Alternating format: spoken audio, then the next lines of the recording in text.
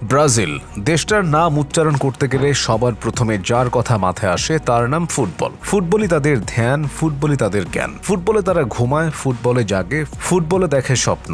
সেজন্যই হয়তো যুগে যুগে হলুদ সবুজদের দেশে জন্মান শত সহস্র কিংবদন্তি। তাদের কেউ মৃত্যুঞ্জয়, কাউকে নিয়ে প্রচুর আশায় বুক বাঁধে সেলেসাওরা, কেউ হয়তোবা হারিয়ে যান কালের গর্ভে। 1980 সালের 21 মার্চ ব্রাজিলের রিও গ্রান্দে ডো সুল স্টেটের পোর্তো অ্যালেগ্রিওতে জন্মেছিলেন এমনই এক রং মশাল। রং মশাল কেন বলছি? মশালের কাজ জ্বলে ওঠা, অন্ধকারে আলো ছড়িয়ে দেওয়া। কিন্তু তিনি অন্ধকারে শুধু আলো নন, চারদিকে ছড়িয়ে দিতেন লাল নীল আবিরও। প্রাণহীন পরিবেশে প্রাণ ফিরিয়ে দিতেন এক ঐন্দ্রজালিক পন্থায়। ভরসা আর সৌন্দর্য এই দুইয়ের এক অপূর্ব সংযোগে হয়ে উঠেছিলেন ঈশ্বর প্রদত্ত এক বিরল প্রতিভা। 8 বছর বয়সে স্থানীয় ক্লাব গ্রেমিওর ইয়ুথ একাডেমি থেকে যাত্রা শুরু হয় তার। প্রস্ফুটিত হয় 13 বছর বয়সে, ঠিক সেই সময়টায় যখন স্থানীয় এক ক্লাবের বিরুদ্ধে তার দল 23-0 গোলে জয়লাভ করে। স্কোরশিটে কাদের নাম উঠেছিল জানতে চান? প্রশ্নটা একটু ভুল হয়ে গেল। কাদের নয়, শব্দটা হবে কার। হ্যাঁ, সবগুলো গোলের একচ্ছত্র মালিক আর কেউ নয়, সেই 13 বছরের কিশোর।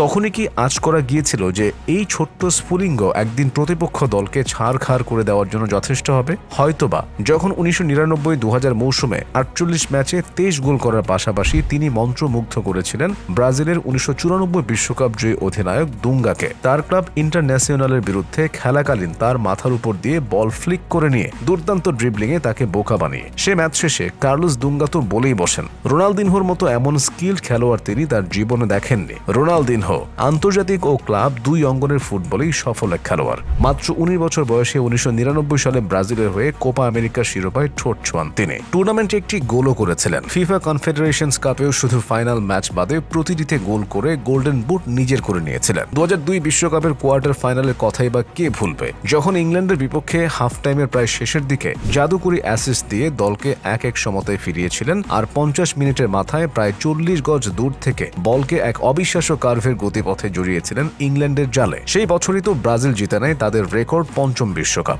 2005 সালেও জিতে নেয় কনফেডারেশনস কাপ, বনে যান এই টুর্নামেন্টের সর্বকালের সর্বোচ্চ গোলদাতা। 2007 সালে ব্রাজিলের হয়ে কোপা আমেরিকা জয় করেন তিনি, হয়ে ওঠেন ব্রাজিল ভক্তকুলের নয়নের মণি। জাতীয় দলের হয়ে 97টি ম্যাচে 33টি গোল আছে এই কিংবদন্তির। এ তো গেল জাতীয় দলের সাফল্যের কথা। ক্লাব লেভেলেই বা তার সাফল্য কম কিসের? গ্রেমিও থেকে শুরু করে PSG, Barcelona, AC Milan, Flamengo, Atletico Mineiro খেলেছেন অনেক ক্লাবে। কিন্তু বার্সা বয় রোনালদিনহোর কথাটা সবার চেয়ে আলাদা করে না বললেই না। 2003-04-এ ক্লাবটিতে যোগদান করে খেলেছিলেন মোট 5টি মৌসুম। এরই মাঝে 207 ম্যাচে করেছিলেন 94টি গোল এবং 71টি অ্যাসিস্ট। বার্সেলোনার হয়ে জিতেছেন 2টি লা লিগার শিরোপা, 2টি স্প্যানিশ সুপার কাপ এবং 1টি চ্যাম্পিয়ন্স লিগ। ইতিহাসের সর্বকালের শ্রেষ্ঠ খেলোয়াড়দের মধ্যে অন্যতম একজনের প্রথম গোলেও অ্যাসিস্ট করে মুহূর্তটিকে স্মরণীয় করে রেখেছিলেন তিনি। সেই খেলোয়াড়কে দিয়ে গিয়েছিলেন নিজের শ্রেষ্ঠত্বের ব্যাটন, নিজের মেরুন নীল 10 নং জার্সিটি, যা যুগ যুগ ধরে অমর হয়ে থাকবে। এছাড়াও এসি মিলানের হয়ে 2010-11 মৌসুমে তিনি সিরি আ জিতেছিলেন, কিন্তু ভাগ্য শেষ অবধি সহায় হয়নি তার,